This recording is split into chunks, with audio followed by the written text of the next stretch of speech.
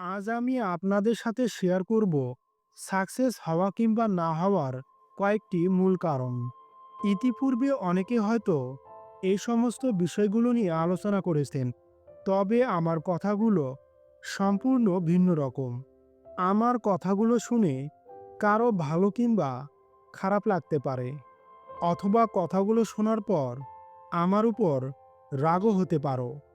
যদি তুমি কখনো এই ৬টি ভুল করে থাকো, তবে মনে রাখো, জীবন তোমাকে কখনোই ক্ষমা করবে না। প্রথমত, তোমার স্বপ্নকে মূল্যায়ন না করা। যারা সাহস করে বড় স্বপ্ন দেখে না, তারা চিরকাল ছোট জীবনের মধ্যে আটকা পড়ে থাকে। বড় স্বপ্নই একমাত্র মানুষকে আরও বড় করে তোলে। দ্বিতীয়ত, তুমি নিজেকে ছোট করে ভাবো। যদি তুমি নিজেকে বিশ্বাস করতে না পারো, তবে পুরো দুনিয়া কিংবা মানুষ তোমাকে কখনোই মূল্যায়ন দেবে না। নিজের শক্তিকে অবহেলা করার মানে হচ্ছে নিজের শক্তিকে অবহেলা করার মানে হচ্ছে তুমি তোমার নিজের ভবিষ্যৎকে নিজের হাতে ধ্বংস করা। তৃতীয়ত, কোনো কিছু শেখার প্রতি আগ্রহকে হারিয়ে ফেলা।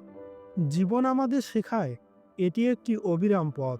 যে নিজেকে শেখার পর আবার নিজেকেই থামিয়ে দেয়, সে নিজে নিজেকে ধ্বংসের পথে ঠেলে দিল। তুমি কি জানো, প্রতিদিন একটু একটু শেখার মানে হচ্ছে তুমি প্রতিদিন নিজেকে একটুখানি করে এগিয়ে নিয়ে যাচ্ছ। চতুর্থ নম্বরে রয়েছে, তুমি যে কোনো কাজ করার আগ মুহূর্তেই পরাজয় মেনে নাও। তোমার ভয় হচ্ছে সফলতার সবচেয়ে বড় শত্রু। তুমি যদি নিজের ভয়কে নিজে জয় করতে পারো, সাফল্য তোমার পায়ের নিচে এসে হাজির হবে।